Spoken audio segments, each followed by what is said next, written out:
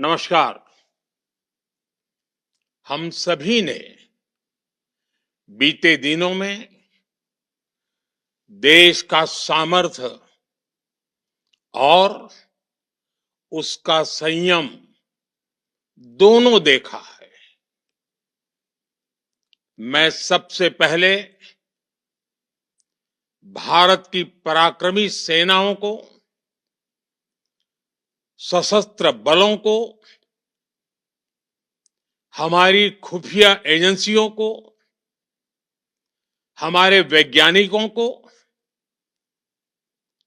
हर भारतवासी की तरफ से सैल्यूट करता हूं।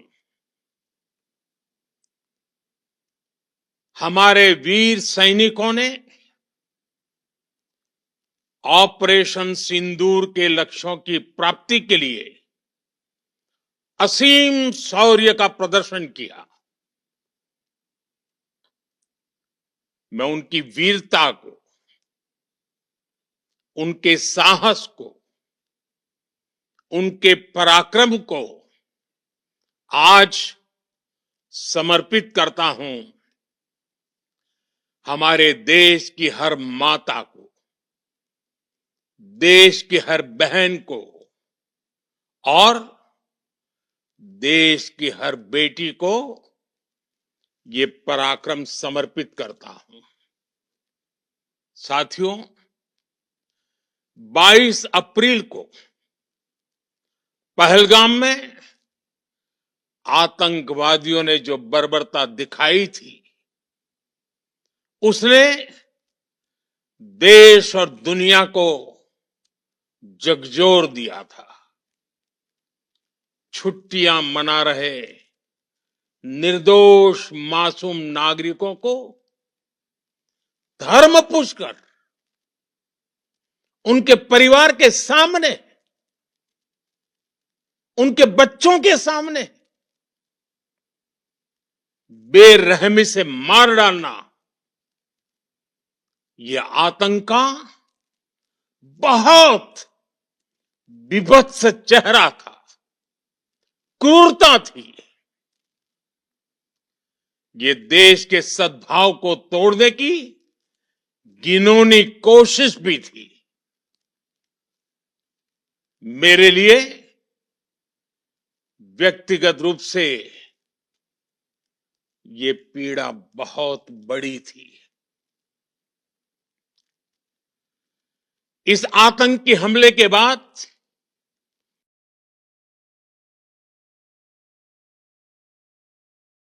सारा राष्ट्र, हर नागरिक, हर समाज, हर वर्ग, हर राजनीतिक दल एक स्वर में आतंक के खिलाफ कड़ी कार्रवाई के लिए उठ खड़ा हुआ। हमने आतंकवादियों को मिट्टी में मिलाने के लिए भारत की सेनाओं को पूरी छूट दे दी और आज हर आतंकी, आतंक का हर संगठन जान चुका है कि हमारी बहनों बेटियों के माथे से सिंदूर हटाने का अंजाम क्या होता है। साथियों, ऑपरेशन सिंदूर ये सिर्फ नाम नहीं है, ये देश के कोटि कोटि लोगों की भावनाओं का प्रतिबिंब है। ऑपरेशन सिंदूर न्याय की अखंड प्रतिज्ञा है।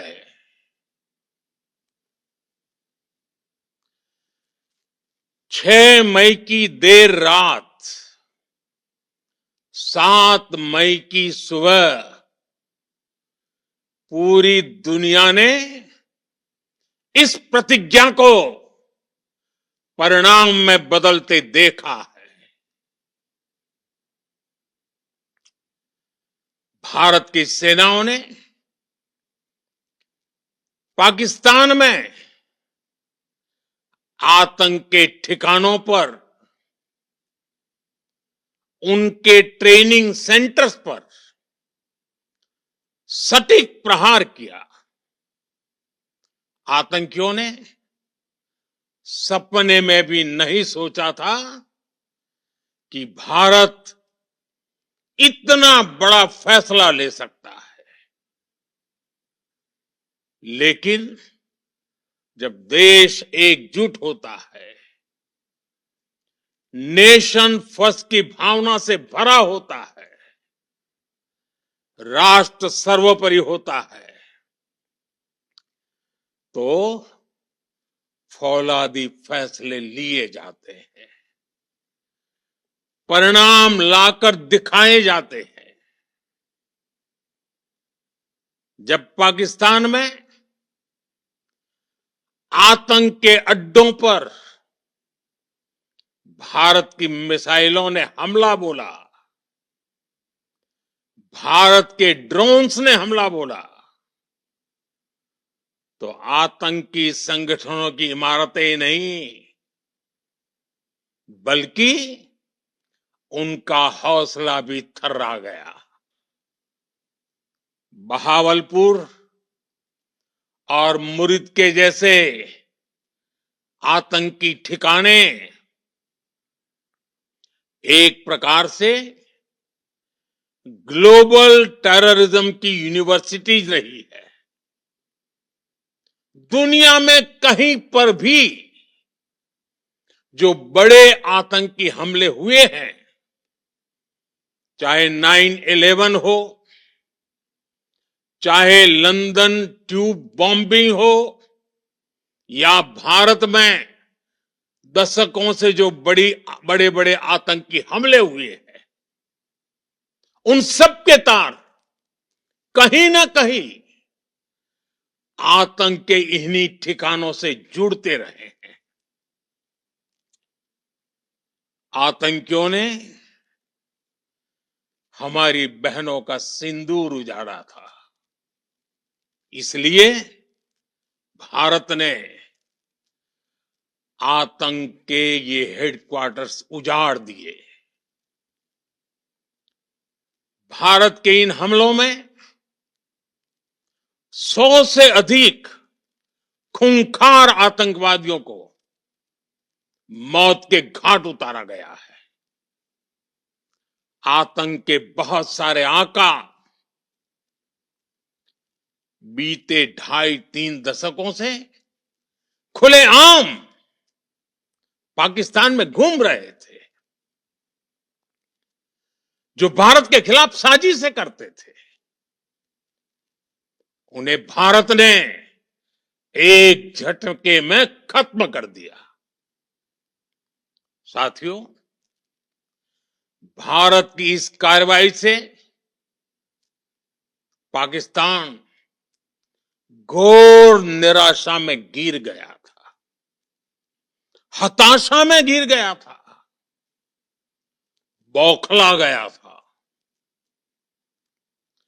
और इसी बौखलाहट में उसने एक और दुस्साहस किया। आतंक पर भारत की कार्रवाई का साथ देने के बजाय पाकिस्तान ने भारत पर ही हमला करना शुरू कर दिया। पाकिस्तान ने हमारे स्कूलों, कॉलेजों को, गुरुद्वारों को, मंदिरों को, सामान्य नागरिकों के घरों को निशाना बनाया। पाकिस्तान ने हमारे सैन्य ठिकानों को निशाना बनाया। लेकिन इसमें भी पाकिस्तान खुद बेनकाब हो गया। दुनिया ने देखा कि कैसे पाकिस्तान के ड्रोन्स, पाकिस्तान की मिसाइलें भारत के सामने तिनके की तरह बिखर गई। भारत के सशक्त एयर डिफेंस सिस्टम ने उन्हें आसमान में ही नष्ट कर दिया। पाकिस्तान की तैयारी सीमा पर वार की थी, लेकिन भारत ने पाकिस्तान के सीने पर वार कर दिया। भारत के ड्रोन्स, भारत की मिसाइलों ने सटीकता के साथ हमला किया।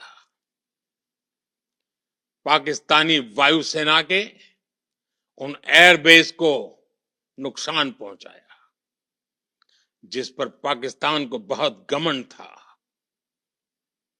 भारत ने पहले 3 दिनों में ही पाकिस्तान को इतना तबाह कर दिया जिसका उसे अंदाजा भी नहीं था।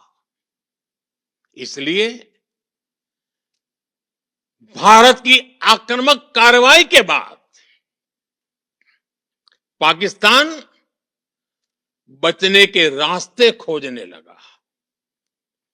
पाकिस्तान दुनिया भर में तनाव कम करने के लिए गुहार लगा रहा था और बुरी तरह पीटने के बाद इसी मजबूरी में 10 मई की दोपहर को पाकिस्तानी सेना ने हमारे डीजीएमओ को संपर्क किया। तब तक हम आतंकवाद के इंफ्रास्ट्रक्चर को बड़े पैमाने पर तबाह कर चुके थे। आतंकियों को मौत के घाट उतार दिया गया था। पाकिस्तान के सीने में बसाए गए आतंक के अड्डों को हमने खंडहर बना दिया था। इसलिए जब पाकिस्तान की तरफ से गुहार लगाई गई, पाकिस्तान की तरफ से जब ये कहा गया कि उसकी ओर से आगे कोई आतंकी गतिविधि और सैन्य दुस्साहस नहीं दिखाया जाएगा, तो भारत ने भी उस पर विचार किया। और मैं फिर दोहरा रहा हूं, हमने पाकिस्तान के आतंकी और सैन्य ठिकानों पर अपनी जवाबी कार्रवाई को अभी सिर्फ स्थगित किया है। आने वाले दिनों में हम पाकिस्तान के हर कदम को इस कसौटी पर मापेंगे कि वो क्या रवैया अपनाता है। साथियों, भारत की तीनों सेनाएं, हमारी एयरफोर्स, हमारी आर्मी और हमारी नेवी, हमारी border security force BSF, Bharat के अर्धसैनिक बल लगातार अलर्ट पर है। सर्जिकल स्ट्राइक और एयर स्ट्राइक के बाद अब ऑपरेशन सिंदूर आतंक के खिलाफ भारत की नीति है।